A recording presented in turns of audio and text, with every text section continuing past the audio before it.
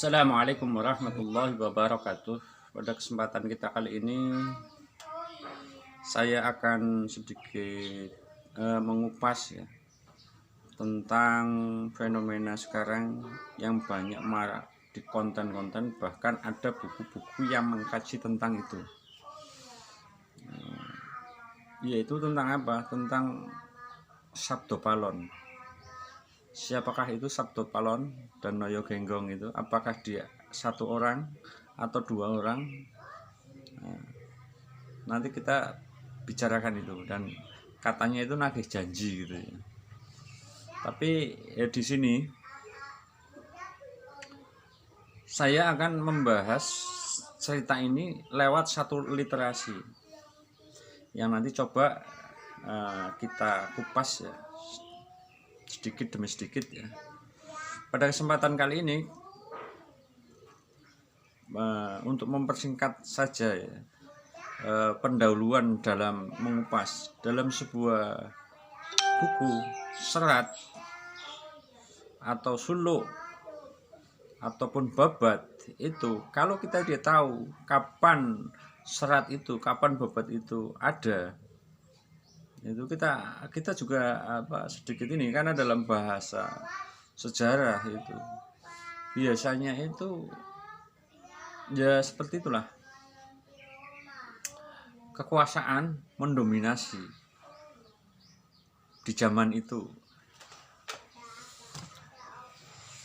Serat Darmo Gandul adalah salah satu serat yang menceritakan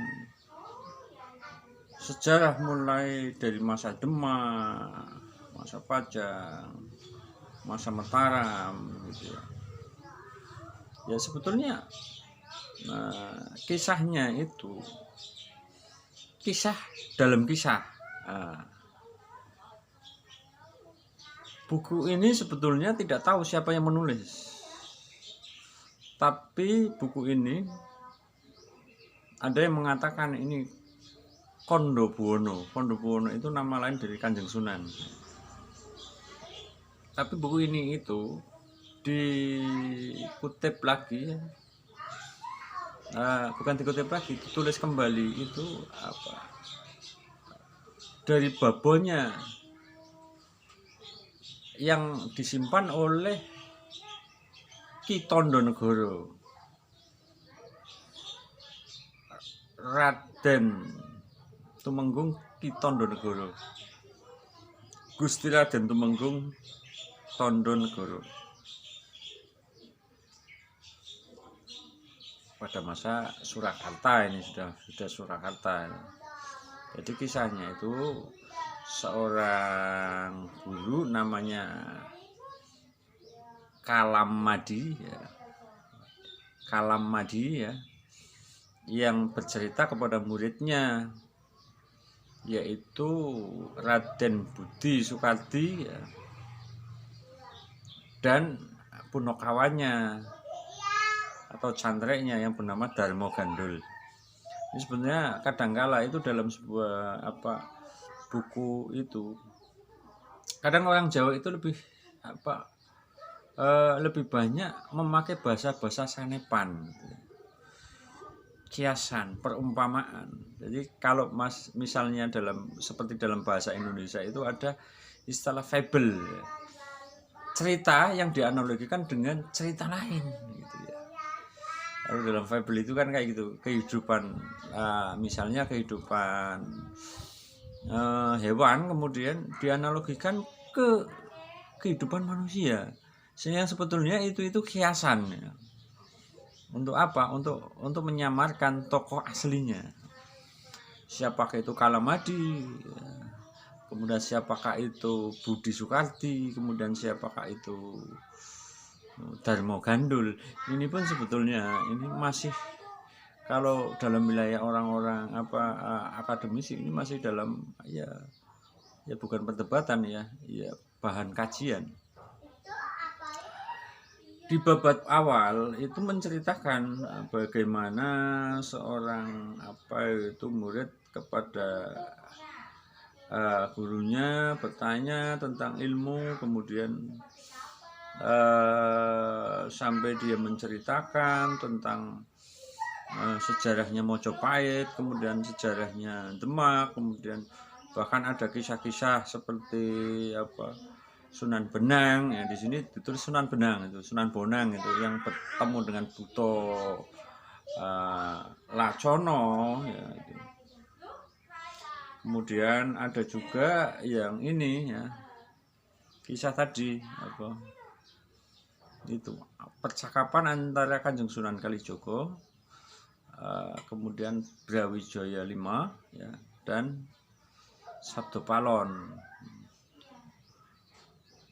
Kemudian di bab-bab akhir itu sebenarnya juga percakapan kembali antara Ki Kalamadi ya dengan Raden Budi ya, yang menceritakan bahkan flashback sampai zamannya Nabi Isa alaihissalam. Karena untuk apa? Untuk menceritakan bahwa dewa itu ada, itu dewa itu tetah ya, keturunan Nabi Sis, kemudian turun sampai ke para dewa, kemudian sampai ke tanah Jawa. Sebenarnya ya kisah ini panjang kalau diceritakan ya. Serat yang khusus membahas itu ada namanya ini namanya Parama Yoga. Sebenarnya ada juga di Tapel Adam dan lain sebagainya. Ini makanya nanti kita bahas satu persatu lah ya. Kita coba ya apa gerangan percakapan ya. Kita kutip saja. Karena kalau kita bahas terlalu panjang, nanti coba kita nanti suatu saat akan membuat channel yang step by step. Tapi ini sebuah pengantar saja. Oke. Kita coba langsung ke pertengahan.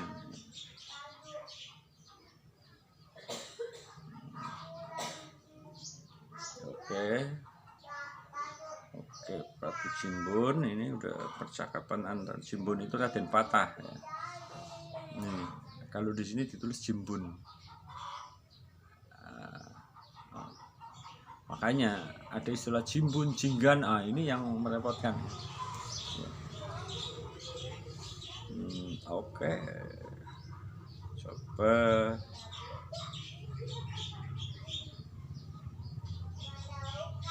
Coba kita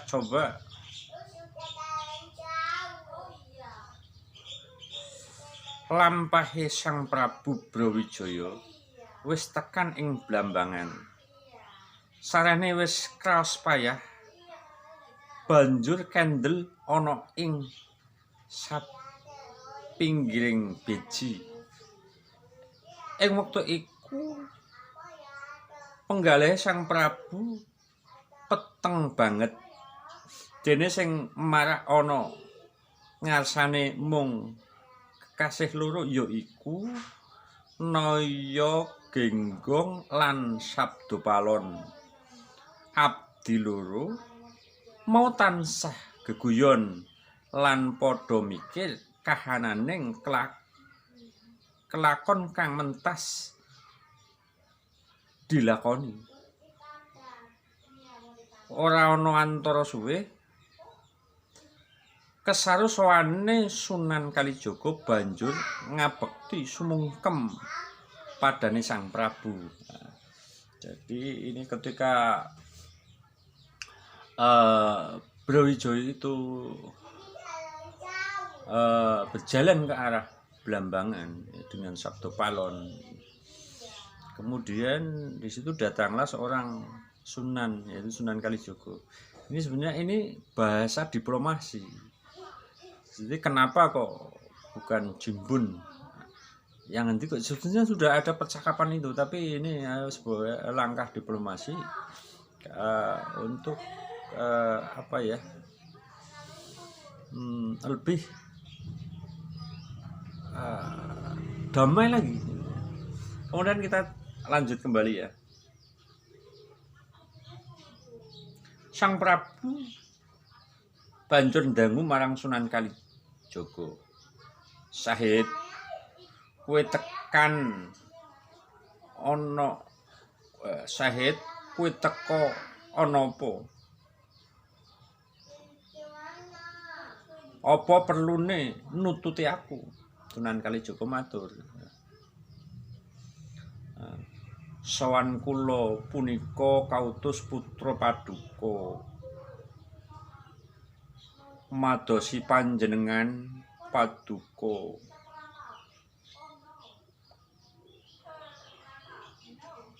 Kapanggiha wonten ing pundi-pundi sembah sungkem kunjaka ing padha Paduka. Aji nuwun pangaksama sedaya kasisipanipun dene ngantos kami purun ngrebat keprabon Padukanata. Ini sebetulnya ini penghormatan sebagai seorang raja ya, sebetulnya itu jalan damai itu ditempuh dari awal sampai akhir. Tapi karena sesuatu hal itu biasanya itu yang namanya bawahan itu kadangkala itu ya ibaratnya seorang jenderal atau seorang apa itu belum mulai diplomasi, kemudian ada keputusan sendiri, kemudian ini terjadilah peperangan. Sebetulnya saling menyesal ini sebetulnya, bukan saling menyesal juga ya. Sebetulnya pinginnya berdamai ya. Bahkan andai kata Raden Jimbun itu meminta kepada sang bapak, dia akan memberikan. Makanya ini ada perselisihan pendapat. Kenapa kok dalam jalan kekerasan? Makanya ada kekerasan itu muncul tidak sih? Seberapa besar peperangan itu sebetulnya? Ini bisa kita kaji kembali. Kemudian saya coba langsung ke percakapan di mana Sang Brawijaya kemudian sudah masuk Islam, sedangkan Sabdopalon dan Nayagenggong itu enggan untuk masuk Islam. Kita coba.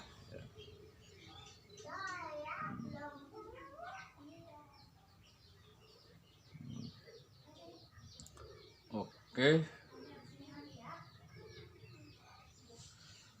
Sang Prabu ngendika, sahadat iku kaya apa? Aku kok durung ngerti. Coba tak rungokke.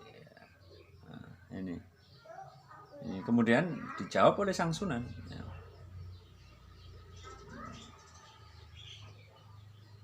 Asyhadu an la ilaha illallah wa asyhadu anna Muhammadar Rasulullah. Tegesipun ingsun anakseni ora ana pangeran kang sejati amung Allah lan anyekseni Kanjeng Nabi Muhammad iku utusane Allah. Nah, ini sebetulnya udah mulai nih, dan dia bersahadat ya. Makanya ada, wah ini masih Hindu atau Buddha atau apa. Kalau di dalam Dharma Gandul itu dia sudah masuk Islam. Oke, kita bahas satu kitab ya, satu serat ya. Makanya kalau misal ada kontroversi itu hal yang wajar. Ini kita sesuai dengan literasi yang kita baca. Oke, kemudian kita coba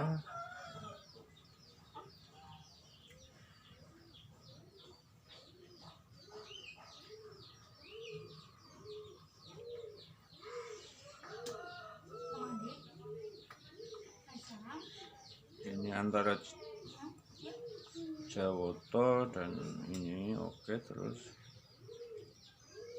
nah ini Sabdopalon ature sendu Paduka mlebet piyambak kula mboten tegel ninggali watak siya kados tiyang Arab.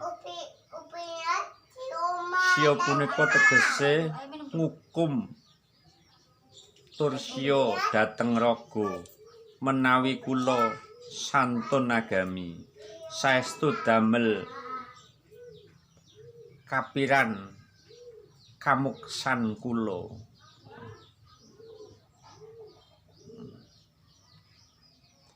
Ing benjing dene ingkang mastani mulya punika tiyang Arab serta tiyang Islam sedaya anggenipun ngagem badanipun piyambak menawi kula mastani boten urus ngalem saening tangga ngapesaken badanipun piyambak kula remen agami lami nyebut dewa ingkang linangkung. Jadi ini masih tidak ingin ya ke agama yang baru, tapi dia tetap bersikukuh ke agama yang lama. Karena menurut Sabdo Palon itu agama lama itu lebih santun gitu ya. Sebenarnya sama saja sih. Nah, hanya saja di sini disebutkan kamuksan. Dia menginginkan moksa, sedangkan di dalam agama Islam tidak diajarkan moksa, ilang sakragane, gitu ya. Nah, nanti kita akan bahas tentang kamuksan itu. Nah, kemudian coba.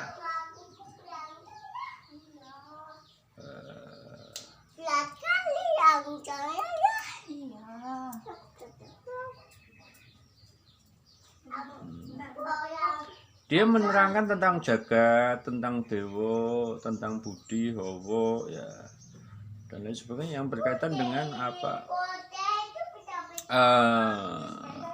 apa itu yang namanya kamuksan gitu ya, moksa. Gitu. Kemudian Sang Prabu ngendika, mulih marang asale, asal nur bali marang nur. Ini sebetulnya ini sudah memulai bahasa tauhid itu. Bahwa yang tadinya jasad kembali ke jasad, yang tadinya nur kembali ke nur. Ini yang ada dalam tauhid Islam. Sedangkan dalam agama Budi itu tidak mengenal ini. Sebenarnya ini sudah mulai perdebatan itu sebenarnya sudah antara 3 orang. Bukan lagi 2 orang gitu ya, antara Sunan Kalijogo ya yang Islam, kemudian Brawijaya yang Islam, seperti itu. Oke, kemudian kita lanjut kembali.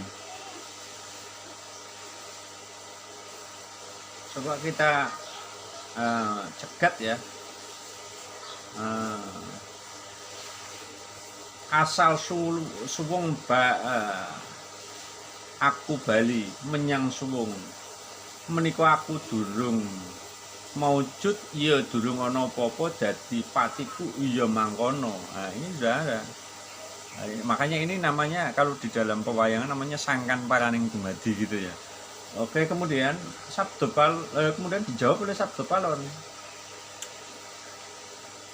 Punika pejahipun tiyang kalap ngelawong. Mboten iman ilmi menika tegesipun kados kewan namung nedha ngombe lan tilem. Makaten punika namung saged lemo sugih daging dados nama sampun narimah ngombe uyuh kemawon. Nah, ini. Kalau itu hanya penerimaan, ya udah minum uyuh saja. Karena itu akan kembali kan. Nah, karena dalam ajaran Buddha itu ada istilah reinkarnasi. Saya tidak mau kembali ke uyuhnya lagi gitu ya. Insya Allah itu.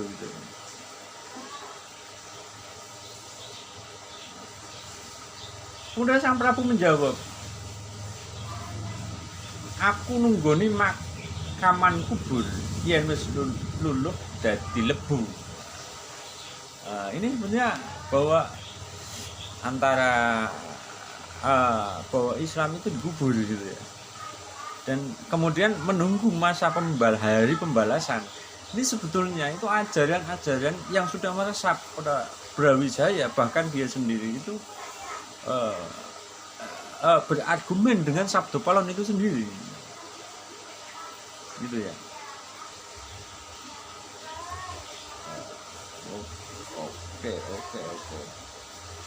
Oke, kemudian langsung saya singkat ke ini.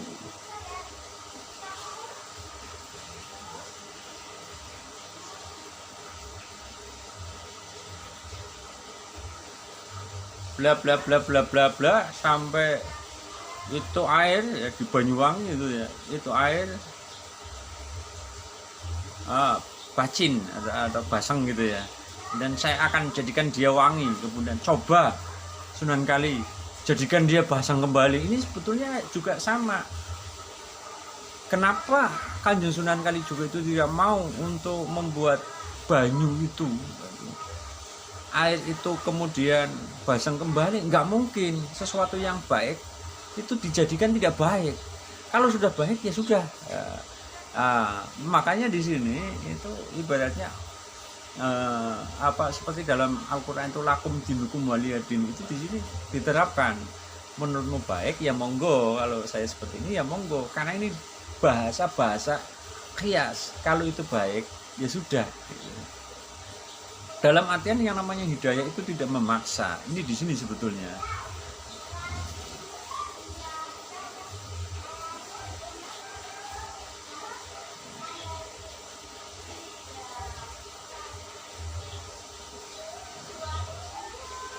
Oke.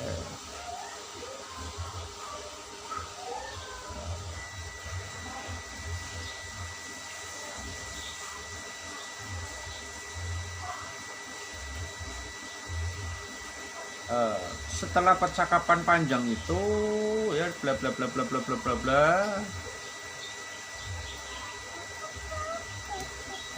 Sang Prabu banjur putra Sang Prabu Sunan Kalijaga banjur nyerat. Sawise rampung banjur ditapas maning dening Sang Prabu. Sabanjure diparingake marang Pengging lan Rano Rogo. Siapakah itu Pengging dan Rano Rogo yang kemudian menyusul? Ini sebenarnya ponokawannya Kanjeng Sunan Kalijaga, yang nanti akan dihaturkan serat itu atau tapo asmo itu kepada Raden Patah atau Raden Jimbun gitu. Sebetulnya tulis menulis itu dari zaman dulu itu sudah ada. Ini sekretarisnya itu ya. Sang Prabu banjur ngendika. Ini kesimpulannya di situ. Sahid sampung kutku kowe sing bisa ngomong marang anak putuku, aku titip bocah iki. Saturun-turune emongen menawa ana begjane besok bocah iki kang bisa nurunake lajere tanah Jawa lan meneh wekasku marang kowe yen aku wis ora kondur marang jaman kalanggengan.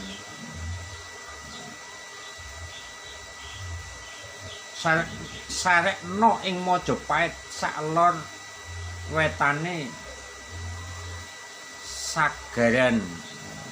Maksudnya apa? Minta dikebumikan di utara. Sagaran itu apa? Itu segoro buatan atau laut buatan ya, yang ada di Trawulan itu kan ada gitu ya.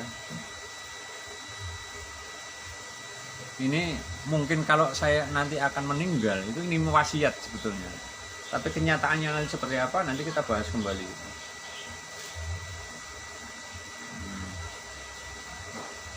Dene pasareanipun sun bakal sun paringi jeneng Sastra Wulan lan suwerna kang sumari ana ing kono Yayi Raja Putri Cempo lan meneh welingku besok anak putuku aja nganti entuk liya bangsa aja gawe senopati perang wong kang siji bangsa. Ini saya sudahi saja itu. Jadi mana yang apa yang ini dan lain sebagainya, mana ini nggak ada. Itu sebenarnya makanya baca dulu sebelum kita berargumen. Bahwa kalau suatu saat nanti anak putuku ya mungkin sampai zaman sekarang jangan sampai yang menjadi senopati atau jenderal perangnya itu orang Monco atau bangsa lain, bukan orang kita. Nah, ini dalam artian apa? Kekhawatiran dia sebetulnya Sang Brawijaya itu. Oke ya. Mungkin cukup itu dari saya. Nanti kita bahas lebih lanjut lagi dalam bedah buku. Ini bedah buku tapi terfokus kepada Sabdo Palon dan Noyo Genggong, Sunan Kalijaga dan Brawijaya. Oke, cukup sekian dari saya. Wassalamualaikum warahmatullahi wabarakatuh.